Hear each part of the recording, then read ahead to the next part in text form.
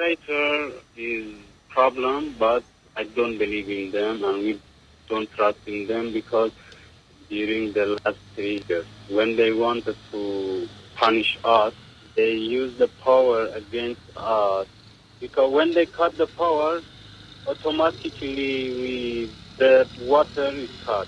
Ian Rintoul says the increasing role of PNG police inside the centre may have also provided an opportunity for service providers to make savings.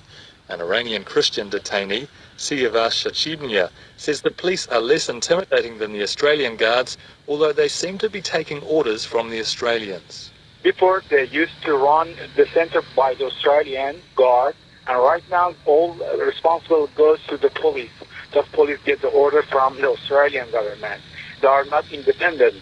The company Broad Spectrum is contracted to provide services like meals and maintenance at Manus until February. It declined to comment, as did PNG's Immigration Department. The Australian Immigration Department refutes claims of deteriorating conditions at the centre. It says there are currently no water or electricity restrictions, nor a shortage of food. At the end of the month, the PNG Supreme Court will consider awarding compensation to the detainees on Manus and returning them to Australian custody. This has been Robinson Drawbridge. Tensions have boiled over among students at universities in Papua New Guinea amid differences over whether to continue boycotting classes. This week there was an outburst of fighting at the University of Technology in Lae, and over 50 students at the University of Goroka in Eastern Highlands province have been injured in skirmishes which spread from the campus to town. This followed unrest at the University of Papua New Guinea in Port Moresby last week, which saw dozens of students admitted to hospital when police opened fire on students as they tried to march to Parliament to support a no-confidence vote against Prime Minister Peter O'Neill. Johnny Blades has been covering events and told me the unrest has ratcheted up the tension. Firstly, it must be said that, since early May when the boycotts began, there've been large gatherings of students to discuss their concerns about the Prime Minister and government, that they've been pretty peaceful and the students have been really orderly in their conduct. But the police response last week at the UPNG has changed the dynamic. Now disputes have emerged among student bodies over whether to continue the boycott or return to class, and we understand that it's because of these divisions that violence has broken out among at least 2 more student bodies this week. Yesterday it was Goroka, the previous day Lae. And does this unrest give substance to claims by the government that discredit the students, portraying them as lawless? It probably does add to that perception and therefore, work into the hands of the O'Neill administration, unfortunately for the students. There are also claims that some students are being bribed to go back to class. Also claims that students are being pressured to continue the boycott against their will. So what we're seeing now is a focus on the divisiveness of the student actions, and that could take some of the pressure off the PM. So there's still a bulk of students, though, who remain committed to their fight, to staying away from classes to maintain the pressure on Peter O'Neill. In the capital, the University of Papua New Guinea has been urging students to return to class this week, but they also took out a court order effectively preventing the student body from organising more protest action. So what has the students' response been? Well, many students have been traumatised by the experience of being shot at and hunted around the campus and other parts of Waigani last week. It's unclear who gave the orders for that shooting and what they hope to achieve, but the students are staying away largely from the campus, so effectively they're not returning to class. But the Student Representative Council has said that they will abide by the court ruling. They're not going to organise sort of a formal boycott. It's just up to the students individually to decide on that. But of course they are fearful because, after all, the police remain on the Waigani campus, and that is a source of trauma for them. And the universities are desperate for the students to return to class because the academic year is increasingly at stake. And the Vice Chancellor up at Unitec, Albert Schramm, was saying that, look, he understands why students feel strongly about this and why they've boycotted classes, but he wants them to return to class, and he's saying that they've served their role already, which is raising awareness out in the provinces about the grievances with government and about the issues at stake, and that they've served that role well already, and now it's time to get back to... The information has given us, a really good understanding of whether or not those turtles are actually sufficiently protected by that area during the nesting period. And if we see a lot of turtles which are spending a considerable amount of time outside the protected area, then there'd be a real strong case for expanding the protected area boundaries. Why are they endangered? Is it to do with just people eating turtles, or is it to do, like, what do they do with them on the international market? So hawksbills in particular, because they have a really beautiful shell, which is often turned into jewellery, etc. Their primary reason for decline. It's a critically endangered species, so it's reduced in population more than 80% in the last 3 generations. That's primarily driven through the trade for their scoots, for the shell. And in the old days, that was, a couple of hundred years ago, all going through to London, turned into bangles and hair pieces, etc. Now, most of the trade is going to Asian markets, originally into Japan, but increasingly into mainland China. And that is driving quite a trade. The Nature Conservancy's Richard Hamilton. And that's Dateline Pacific from RNZ International. Thanks for joining us. Tofa.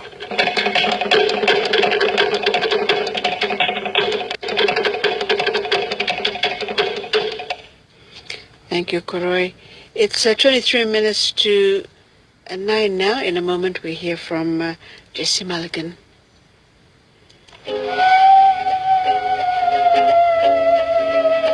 Talofa lava from RNZ International. You can hear RNZ International in Norfolk Island, Marshall Islands, and Papua New Guinea. RNZ International, the voice of the Pacific.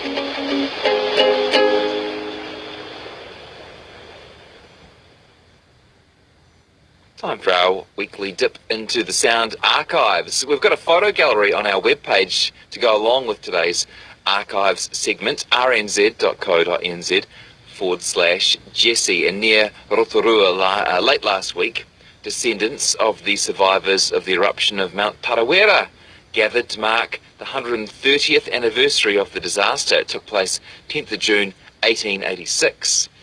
Around 120 people of Te Arawa as well as Pākehā living around Lake Tarawera were killed in the eruption. It was heard and felt as far away as Auckland and Blenheim. And in later life, several people who saw the eruption recorded their experiences for the broadcasting service. And Sarah Johnston from Ngā Taonga Sound and Vision is here today to play us some of those. Hi, Sarah. Kia ora, Jesse. Nice to have you back. 130 years. I don't know whether I expected it to be longer than that or not. I suppose I did. It was a pretty big deal.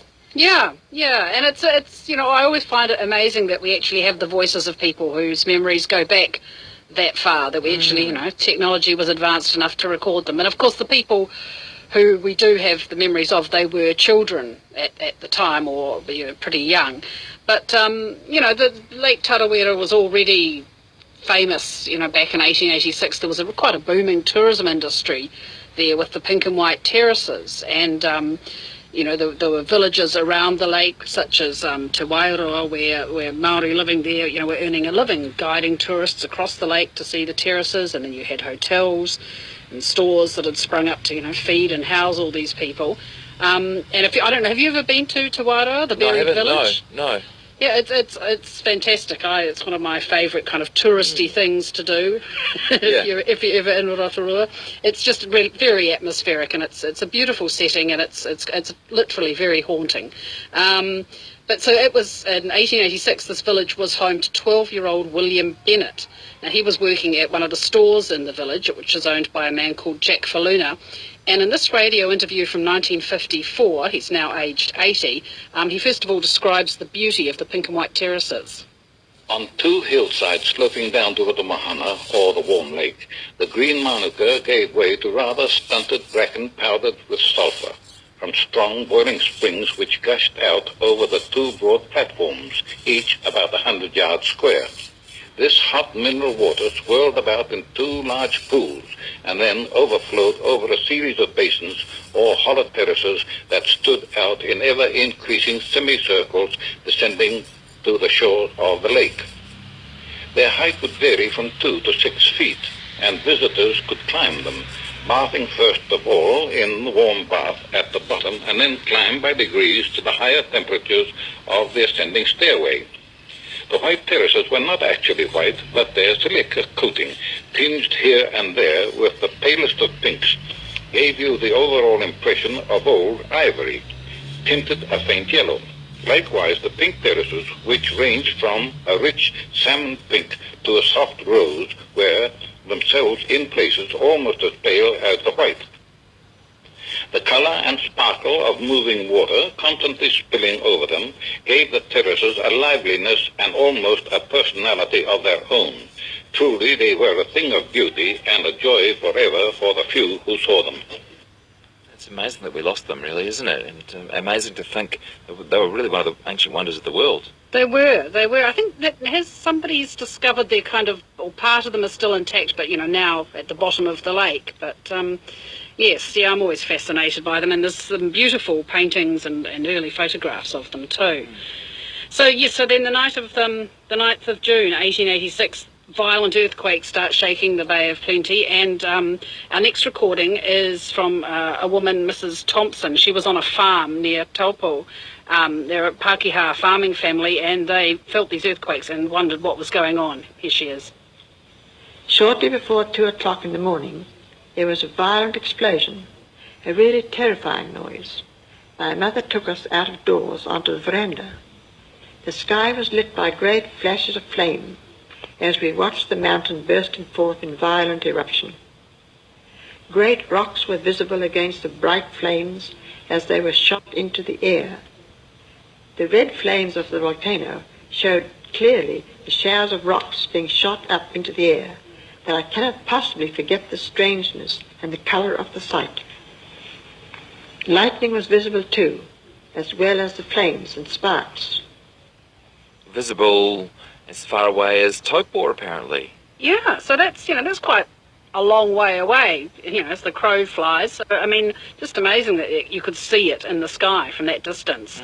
And, there's reports of people, as far away as Christchurch and Blenheim actually seeing lights in the sky, and certainly the earthquakes were felt, and there were reports of people hearing the rumbling all over the North Island.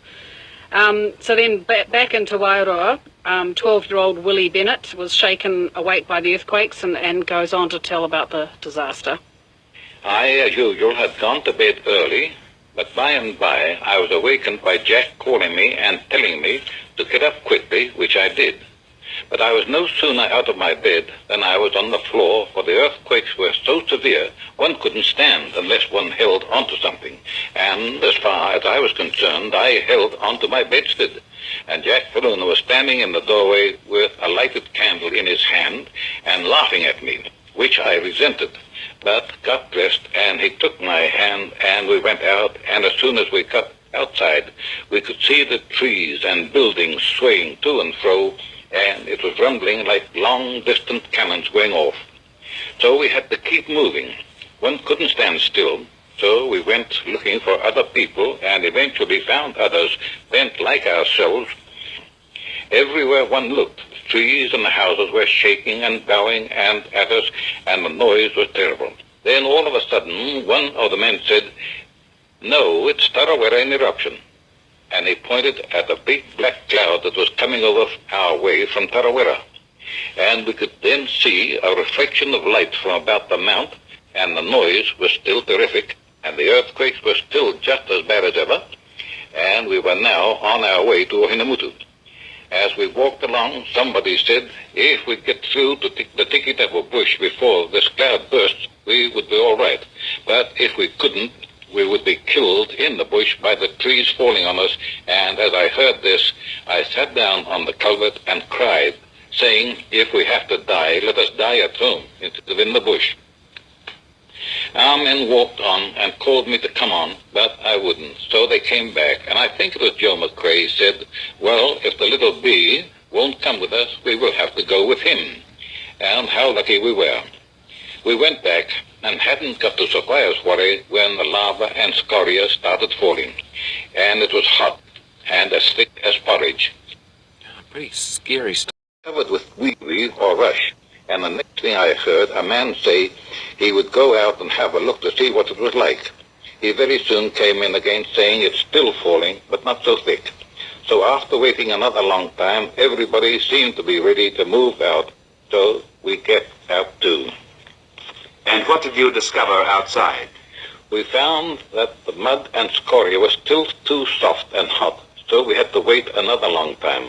Then we were able to walk on it without sinking too deeply into it. And we had a look at the different places and our shop in particular, as I was thinking of my velvet suit that I had brought from Australia and my pet pig that I had taught to follow me about. It was a young wild during the Tarawera eruption of 1886, and if you're interested in seeing what the pink and white terraces looked like before that eruption, we've got photos of that and other photos to go with that feature at rnz.co.nz/Jesse. Thank you, Jesse. Jesse Mulligan there. It's 12 minutes to 9 now. Just a reminder that we have a change of frequency at 10 to 2 minutes from now. Move with us then to 15720 kilohertz AM, the 19 meter band.